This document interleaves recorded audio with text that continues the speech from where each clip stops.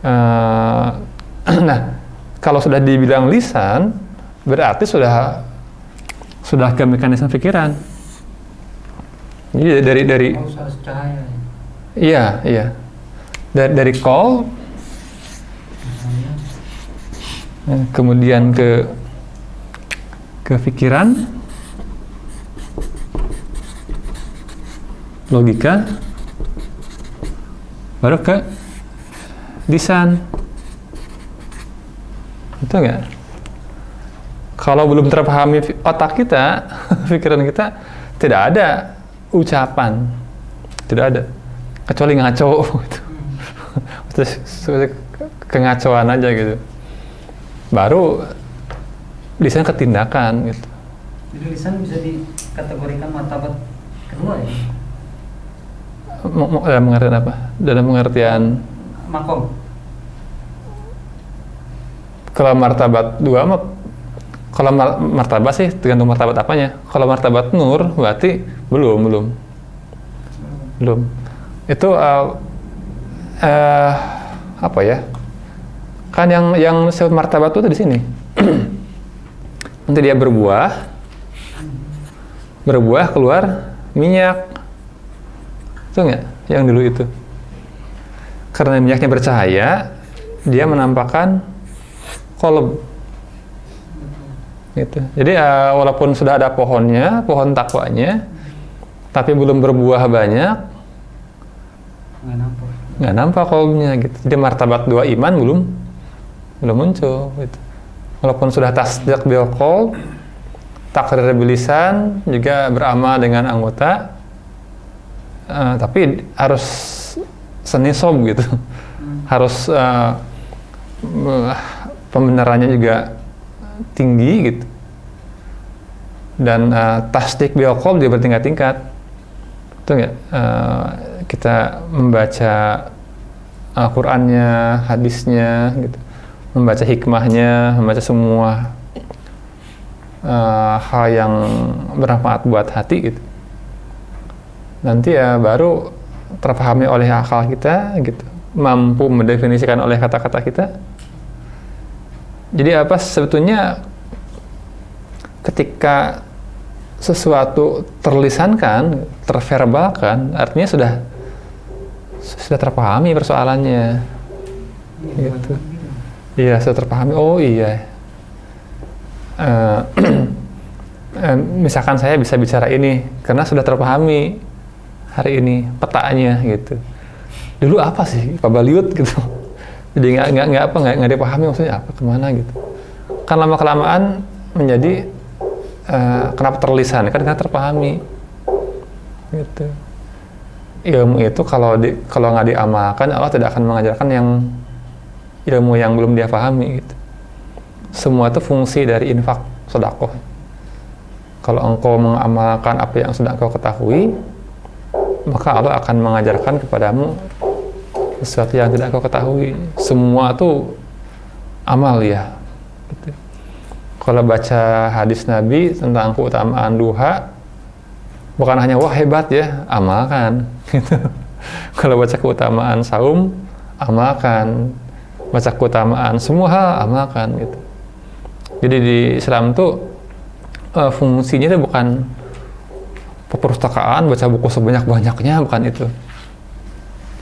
Tidak akan nambah kecuali yang dibaca doang. Jadi di agama kita ini untuk cerdas gitu, untuk berpengetahuan dengan amal gitu. Jadi seorang misalkan doktor yang pandai bahasa Arab gitu, dia punya perpustakaan yang terlengkap sedunia gitu, baca tiap hari, tapi nggak diamalkan, lebih punya pengetahuan yang luas orang yang simpel. Dia mengamalkan pengetahuannya gitu. Karena kalau yang dokter yang tadi hanya sejauh pengetahuan yang dia baca gitu. Yang dia nggak baca tidak akan diketahui gitu.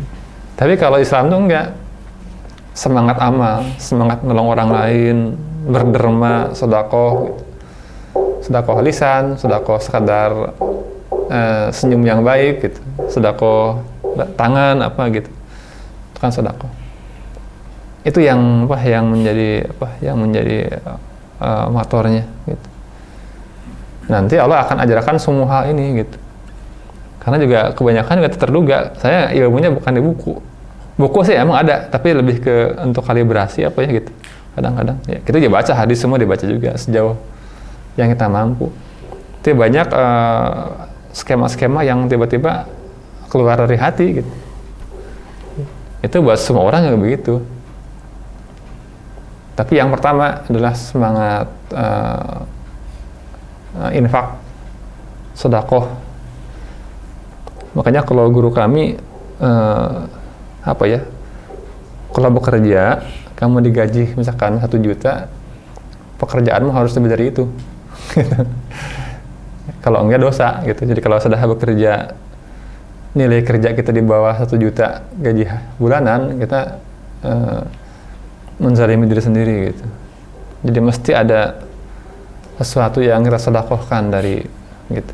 Jadi kalau kamu kerja di gaji 1 juta, kamu harus kerja 1,3 juta gitu. Yang 0,3-nya, 3.000-nya itu adalah sedekah gitu. Jadi kalau punya ilmu jangan semua dijadikan uang gitu. Wah, les bayar, ini bayar. Jangan, kadang harus bantu orang tanpa harus dibayar apapun juga. Itu keutamaan Islam. Jadi ilmunya itu Allah ajarkan gitu. Yang wattaqullah wa yu'allimukumullah. Bertakwa kepada Allah, maka Allah akan mengajarimu. Itu takwa itu ini. Bertakwalah kepada Allah, Allah akan mengajarimu gitu. Nah, takwa tingkatannya qalb, lisan, dan arkan. Apalagi ada hadis yang serem. Jadi kalau engkau tidak beramar ma'ruf nahi munkar gitu. Kalau kata Allah, hadis qudsi, jika kamu tidak beramar ma'ruf, jadi artinya mencegah orang dari berbuat salah, tidak menyuruh kepada kebaikan dan melarang daripada sebuah keburukan, maka tunggulah aku tidak akan mengijabah doamu gitu. Kita nggak akan ijabah doa kita gara-gara tidak beramar ma'ruf nahi munkar gitu. Sekedar mencegah dan lisan semampu kita jika ada hal yang tidak baik. Atau jika engkau melihat seseorang dianiaya orang lain dan kamu hanya melihat saja, itu ada hukumannya. Atau takutlah kepada azab, kata Al-Quran, yang tidak hanya menimpa orang-orang yang kafir dari kalanganmu, tapi juga menimpa orang yang beriman gitu. Azab itu. Kenapa? Karena tidak beramar ma'ruf nahi munkar. Jadi kalau masyarakat Jakarta diberi banjir besar, mungkin karena tidak beramar ma'ruf masyarakatnya. Ketika ada hal yang salah, ulamanya atau siapapun yang punya yang punya pandangan yang tepat gitu, tidak bicara gitu, nanti muncul azab. Jadi takwa itu memang agar tumbuh pohon ini harus dengan semangat amal gitu. Gitu. Kalau enggak tidak pernah tumbuh kan si pohon. Kalau pohon nggak tumbuh, tidak akan pernah terbentuk makom qalb ini. Gitu. Jadi martabat 2 cahaya tidak akan pernah dapat gitu. Jadi kalau misalkan orang 17 nih tadi, makom ini nggak ada awannya, ada rumput yang menutupi gitu. 17 itu bisa belum tumbuh atau sudah tumbuh.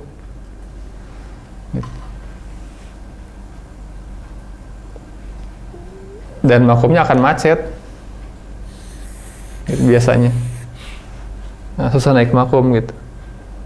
Kenapa? Karena seolah-olah nggak dimanfaatkan ini tuh.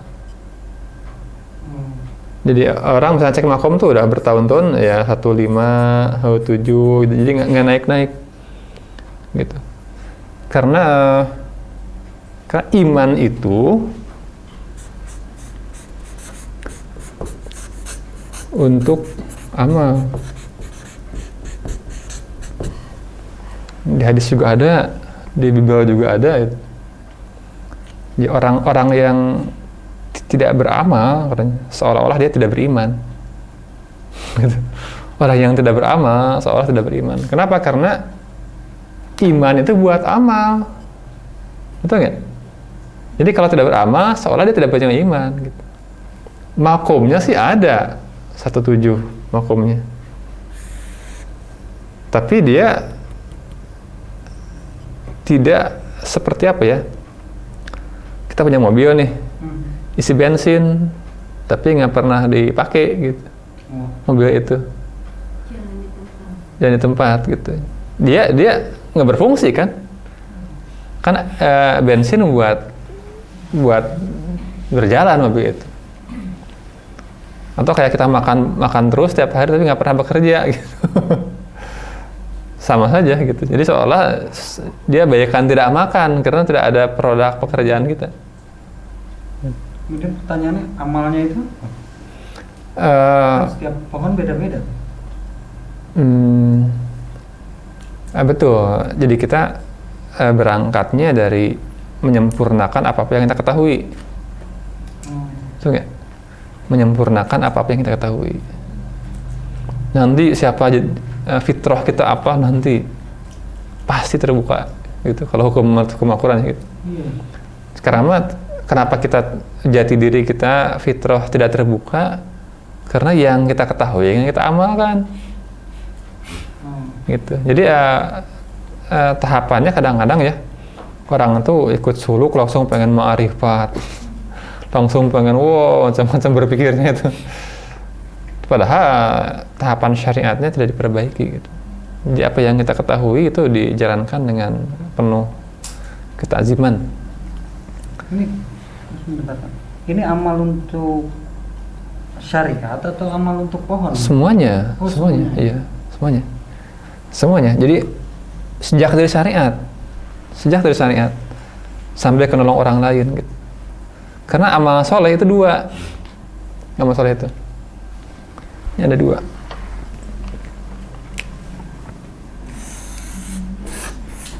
Satu, 2, ke dalam dan keluar. Jadi kalau ke dalam itu sholat yang baik, wudhu yang baik, gitu. Menggunakan pikiran yang baik, sabar, itu termasuk amal soleh ke dalam. Sabar itu amal soleh, walaupun cuma diem gitu. Tidak marah, tidak terpancing, sudah amal soleh. Tapi ke dalam, gitu. Kalau keluar, itu nolong orang lain, gitu. Bantu ngajar orang lain, bantu apapun lah gitu. Atau sedekah atau apa. 2 gitu. Jadi kalau yang buat ke pribadi terutama sejak sholat ya. Jadi ilmu sholat kita harus baik.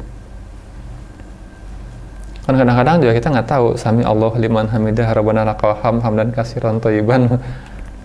Apa sih artinya? Jadi kalau tahapan tuh diikuti dari sholat.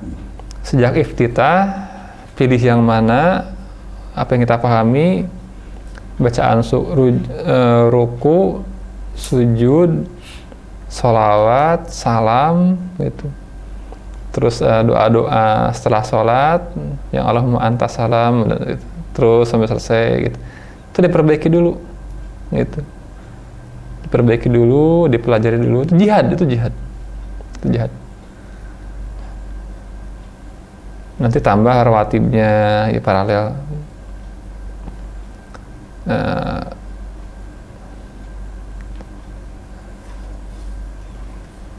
Makanya kan bukan hukumnya Pak, di hadis qudsi itu kalau orang mengerjakan ibadah-ibadah nafilah, sunnah, ingin Allah akan menjadikan pendengarannya di pendengaranku, gitu. Matanya jadi mataku. Seolah kan langsung ya, padahal panjang jalannya itu. Gitu. Tentu bukan sunnah saja, tentu sunnah itu kalau yang wajib, yang fardu sudah sempurna, gitu, sudah baik, sudah sempurna. Jadi tipsnya itu kita mulai mensyukuri dari hal yang kecil ya. Kalau ruku seperti itu ada hadisnya nggak gitu. Mestinya tiap orang bikin buku sholatnya. Setiap gerakan sholat tuh ada hadis yang gitu. Oh ini, jadi kita nikmat. Sujud juga semua dengan keterangan Rasulullah, mesti begitu sujudnya gitu. Rukunya seperti apa, sujudnya seperti apa. Jadi semua gerakan ibadah kita ini semua berpijak nyambung ke Kangjeng Nabi. Mestinya gitu, mestinya seperti itu. Ya hal-hal kecil tapi sebenarnya sebuah ketakziman hati gitu. Sebuah kecerdikan, ketakwaan hati kita. Bikin aja gitu. Mungkin nanti jadi warisan ke anaknya nih. Dulu bapak atau ibu punya buku sholat dari awal begini. Kan ada berbagai iftitah ya. Ada yang pendek, ada yang panjang. Itu juga tuliskan semua. Boleh pilih kok yang mana yang mudah gitu. Ada sunnah misalkan qabla zuhur, ba'da zuhur dua-dua gitu. Kalau guru kami sebelum asar 4 rakaat gitu. Saya di mana hadisnya? Alhamdulillah ketemu, akhirnya saya menemukan di Imam Nawawi itu ada buku tentang salat sebelum asar 2 rakaat 2, 4 gitu. Tapi beda kalau kita sholat sebelum asar dengan tanpa rawatib atau dengan 2 rawatib dengan 4 rawatib, tapi ada keterangannya, itu beda rasanya. Semua penuh ketundukan gitu, Rasul. Itu langkah-langkah yang sederhana ya, tapi itu sebuah apa ya, sebuah debu lah gitu, yang akan kita susun jadi sebuah gunung yang besar gitu. Semua diawali dari awal, dari nol. Jadi suluk itu harus tertib. Ya, tidak bisa lompat langsung karena langsung orang melihat produk orang-orang yang ketemu diri nur ilmu itu nanti. Kita mulai dari hal-hal kecil, simple. Jadi Allah menuntut juga sesuai dengan kemampuan kita. Jadi ya pohon terkait takwa gitu. Jadi kalau disalik begitu, makomnya 7, tapi si bermartabat 1 aja gitu. Kenapa pohonnya tidak tumbuh? Karena kurang amar ma'ruf di sini, nahi mungkar. Ada yang mungkar di thariqah nggak diperbaiki, nggak dinasihatin, dibiarkan, tuh akan menjadi menghukum dirinya.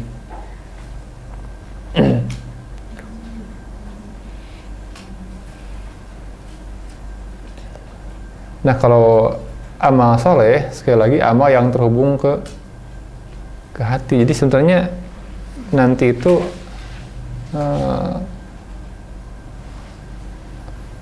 soleh itu apa ya, fitrah lah. Kita mengerjakan sesuatu sesuai dengan keadaan kita, sesuai dengan keadaanmu.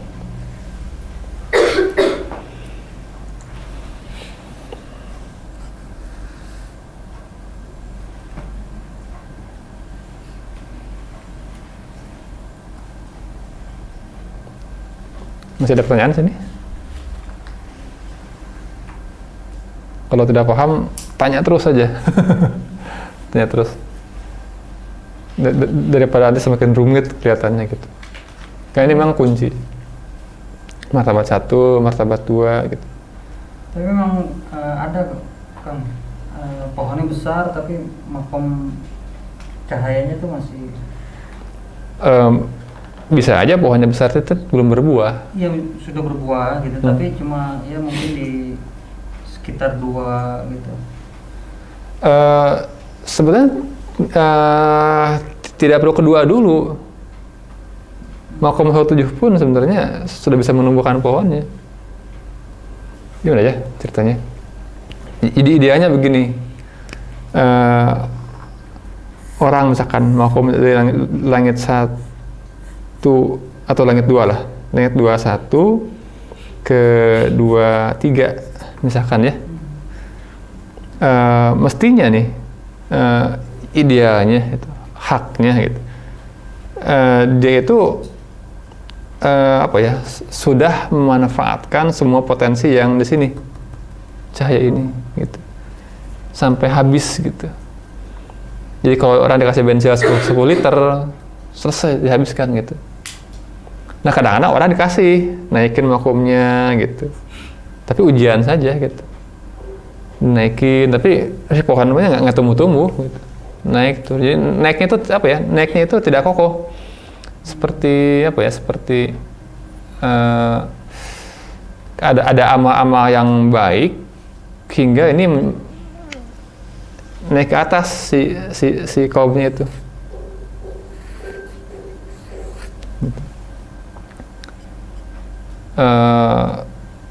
Spontan gitu, tapi nanti akan mudah runtuh lagi ke bawah, mudah jatuh gitu. Nggak kokoh, maksudnya naik Kak. Dan kalau yang baik itu pas vakumnya segini tumbuh dulu pohonnya. Terus yang pertanyaan saya, ada nggak orang-orang mereka yang makomnya tuh nggak tinggi, maksudnya di bawah 3, tapi mereka sudah punya pohon bagus, berminyak? Oh ada, ada, tentu saja ada. Sampai bertemu dirinya ada. Oh di bawah 3 bisa? Iya, bisa. Jadi kita itu kan ini mah yang langit 3 makom wali-wali ya. Kalau orang bertemu diri belum dibilang. Belum tentu. Almarhum di Bandung Pak Omo juga langit 2-3 di sini. Bukan wali. Bukan wali, bukan. Bertemu diri. Sidik termasuk. Oh, sidikin. Jadi pengertian wali apa itu? Kalau begitu. Wali itu apa ya? Sidikin plus. Sidik. Jadi gini, plus itu begini. Misalkan sidikin adalah jenderal gitu. Itu nggak cahaya-cahaya jenderal gitu, bintangnya berapa. Tapi kan nggak semua jenderal itu dia punya pangkat, jadi pangap misalnya. Jabatan gitu. Kan jadi pangap cuma satu ya, dan dari semua jenderal. Nah jabatan itulah wali. Tapi tingkat hatinya itu jenderal gitu.